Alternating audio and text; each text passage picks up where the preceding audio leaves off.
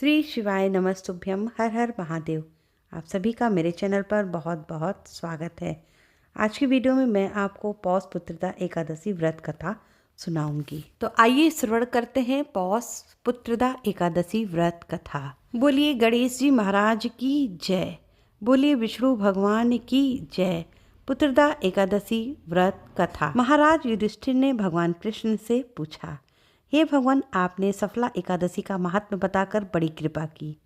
अब कृपा करके यह बतलाइए कि पौष शुक्ल एकादशी का क्या नाम है, उसकी क्या विधि है और उसमें कौन कौन से देवता का पूजन किया जाता है। भक्त वत्सल भगवान श्री कृष्ण बोले, हे राजन, इस एकादशी का नाम पुत्रदा एकादशी है। इसमें भी नारायण भगवान की पूजा की जाती है। इस चर और अचर संसार में पुत्रदा एकादशी के व्रत के समान दूसरा कोई व्रत नहीं है। इसके पुण्य से मनुष्य तपस्वी, विद्वान और लक्ष्मीवान होता है। इसकी मैं एक कथा कहता हूँ, सो तुम ध्यानपूर्वक सुनो।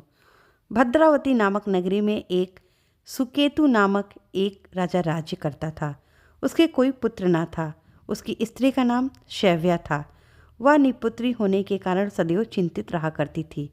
राजा के पितर भी रो रो कर पिंड लिया करते थे और सोचा करते थे कि इसके बाद हमको कौन पिंड देगा।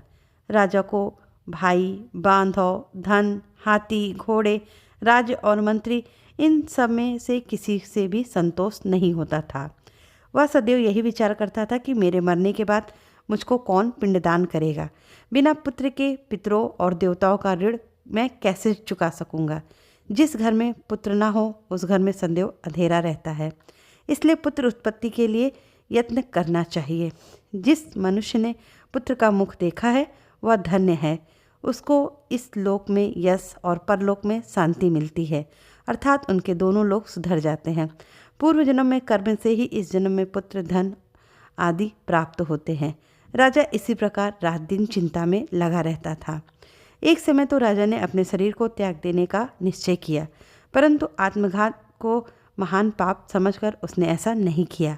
एक दिन राजा ऐसा विचार करता हुआ अपने घोड़े पर चढ़कर वन को चल दिया तथा पक्षियों और वृक्षों को देखने लगा। उसने देखा कि वन में मृग, व्याघ्र, सूअर, सिंह, बंदर, सर्प आदि सभी भ्रमण कर रहे थे।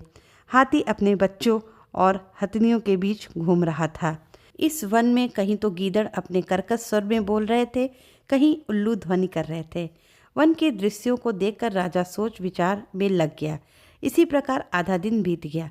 वह सोचने लगा कि मैंने कई यज्ञ किए, ब्राह्मणों को स्वादिष्ट भोजन से तृप्त किया, फिर भी मुझको दुख प्राप्त हुआ क्यों। राजा प्यास के मारे अत्यंत दुखी हो गया और पानी की तलाश में इधर उधर फिरने लगा। थोड़ी दूरी पर राजा ने एक सरोवर देखा। उस सरोवर में कमल खिले थे तथा सारस, हंस, मगरमच्छ आदि विहार कर रहे थे। उस सरोवर के चारों तरफ मुनियों के आश्रम बने हुए थे। उसी समय राजा के दाहिने अंग फड़कने लगे। राजा शुभ शकुन समझकर घोड़े से उतरकर मुनियों को दंडवत प्रणाम करके बैठ गया। राजा को देखकर मुनियों ने कहा, हे राजन, हम तुमसे अत्यंत प्रसन्न हैं। तुम्हारी क्या इच्छा है सो कहे। राजा ने पूछा, महाराज, आप कौन हैं और किस लिए यहाँ आए हैं, कृपया करके बताइए। मुनि कहने लगे कि हे राजन, आज संतान देने वाली पुत्रदा एकादशी है। हम लोग विश्वदेव हैं और इस सरोवर में स्नान करने आए हैं। यह सुनकर राजा कहने लगा कि महाराज, मेरे भी कोई संतान नहीं है। यदि आप मुझ पर प्रसन्न हैं तो एक पुत्र का वरदान दे दीजिए। मुनि बोले, हे राजन, आज पुत्रदा एकादशी है। आप अवश्य ही इसका व्रत करें। भगवान की कृपा से अवश्य ही आपके घर पुत्र होगा। मुनियों के वचन को सुनकर राजा ने उसी दिन एकादशी का व्रत किया और द्वादशी को उसका पारण किया। इसके पश्चात मुनियों को प्रणाम करके महल वापस आ गया। कुछ समय बीतने के बाद रानी ने गर्भ धारण किया और 9 महीनों के पश्चात उनके एक पुत्र हुआ। वह राजकुमार अत्यंत सूरवीर, यशस्वी और प्रजापालक हुआ।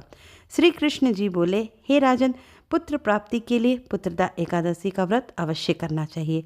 जो मनुष्य इस महात्म्य को पढ़ता या सुनता है उसे अंत में स्वर्ग की प्राप्ति होती है। पुत्रदा एकादशी व्रत कथा संपूर्ण।